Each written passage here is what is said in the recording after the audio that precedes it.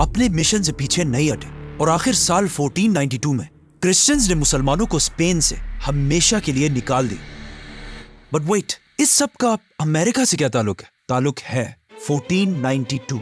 जिस साल मुसलमानों को स्पेन से निकाला गया, एग्जैक्ट उसी साल 1492 में एक स्पेनिश बिजनेसमैन एक बहुत ही अजीब और यूनिक प्रपोजल लेकर बादशाह फर्डिनेंड और क्वीन इजाबेला के दरबार में हाजिर हुआ, जिसका नाम था क्रिस्टोफर कोलंबस। असल में उस्मानिया सल्तनत के बादशाहों ने यूरोप पर इतनी सख्त पाबंदियां लगाई थी कि अब यूरोप और एशिया के दरमियान सारे रास्ते बंद हो चुके थे, जिससे यूरोप के हालात बहुत खराब हो चुके थे, क्योंकि यूरोप एक बहुत ही सर्द इलाका था और वहां अपना कोई स्ट्रॉन्ग एग्रीकल्चर सिस्टम नहीं था और वहां की जमीन बहुत ही कम चीजें पैदा करती थी और यूरोप की सारी चीजें ज्यादातर चाइना और इंडिया से ही आती थी।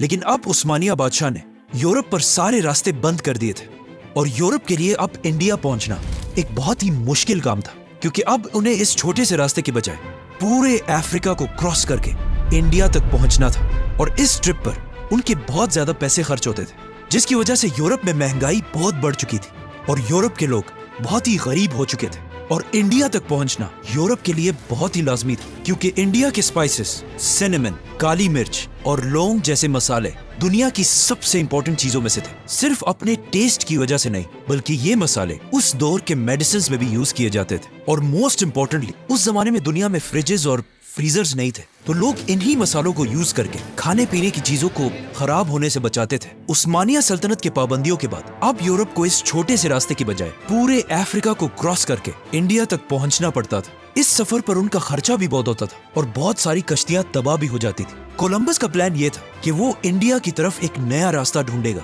जिस रास्ते को उस्मानिया सल्तनत कंट्रोल नहीं कर सकेगी, और उसका ये आइडिया बादशाह और मलका दोनों को बहुत अच्छा लगा और इस तरह कोलंबस 3 कश्तियों के साथ पहली बार एक नई दुनिया की तरफ रवाना हुआ और बरमूदा ट्रायंगल को क्रॉस करते हुए ऑलमोस्ट 36 डेज के सफर के बाद कोलंबस की कश्तियां एक आइलैंड तक पहुंची। कोलंबस ने इस आइलैंड पर पहुंचते वहां कुछ ब्राउन कलर के लोग देखे, मतलब बिल्कुल हमारी तरह के लोग, और उसे लगा कि फाइनली हम इंडिया पहुंच चुके। इसीलिए कोलंबस ने वहां सारे लोगों को इंडियंस का नाम दिया और कहा जाता है कि अपनी मौत तक कोलंबस यही समझता था कि ये सारे इलाके इंडिया ही हैं, बट ही वाज रॉन्ग। इससे कई साल बाद एक नए एक्सप्लोरर अमरीगो ने पहली बार ये ऐलान किया कि ये इंडिया नहीं बल्कि एक नई दुनिया है, और इसी अमरीगो की वजह से आज इन सारे इलाकों को अमरीका कहा जाता है। कोलंबस के बाद स्पेन से लोग अमेरिका की तरफ आते गए और यहाँ के लोकल लोगों को मारकर अपनी एम्पायर बनाने लगे। इसीलिए आज भी अमेरिका में सबसे ज्यादा स्पेनिश जबान ही बोली जाती है। स्पेन के बाद जब बाकी यूरोप को भी अमेरिका की इस नई दुनिया का पता चला, तो फ्रांस, ब्रिटेन और पोर्चुगल ने भी अपनी आर्मीज अमेरिका की तरफ भेजी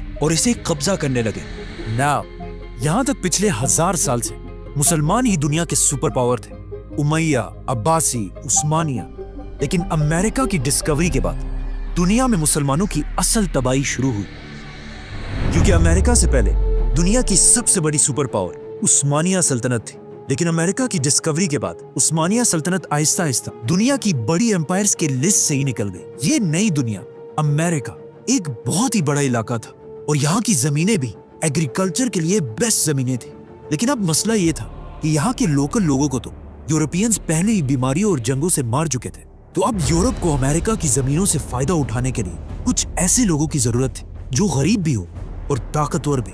और उस जमाने में दुनिया में ऐसे लोग सिर्फ एक ही जगह पर थे, अफ्रीका।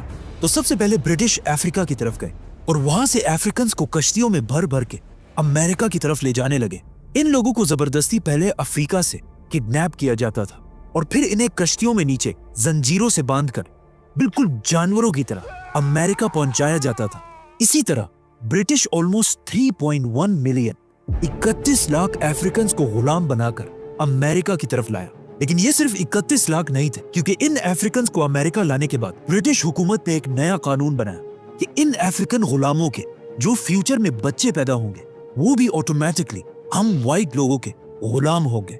और इस तरह ब्रिटिश ने इन ब्लैक स्लेव्स को यूज करके अमेरिका की इकोनॉमी को आहिस्ता आहिस्ता स्टेबल किया। लेकिन जैसे जैसे अमेरिका स्ट्रांग होता गया, ब्रिटिश और अमेरिकन के दरमियान लड़ाइयां शुरू होने लगी, क्योंकि यहाँ पर मसला ये था कि अब ब्रिटिश 2 हिस्सों में डिवाइड हो चुके थे। एक वो अंग्रेज जो यहाँ ब्रिटेन में रहते थे और दूसरे वो जो कोलंबस के बाद पिछले 300 साल से अमेरिका में आबाद हो चुके थे। तो अब ब्रिटेन के अंग्रेजों ने अमेरिका के अंग्रेजों को हुक्म दिया कि अमेरिका की जमीनों से जितने भी प्रॉफिट्स मिलेंगे वो सब हमारे कैपिटल लंदन की तरफ भेजे जाएं।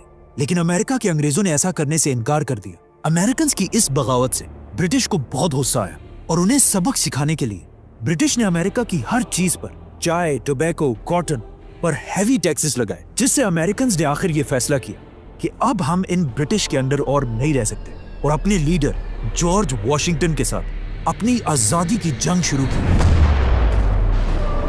अब यहाँ पर एक बहुत बड़ा मसला था, क्योंकि जैसे ही अमेरिका की आजादी की जंग शुरू हुई, एट द सेम टाइम यहाँ से बहुत दूर ब्रिटिश की एक दूसरी कॉलोनी इंडिया के एक अजीम लीडर ने भी अपनी आजादी की जंग शुरू की और इस लीडर का नाम था टीपू सुल्तान।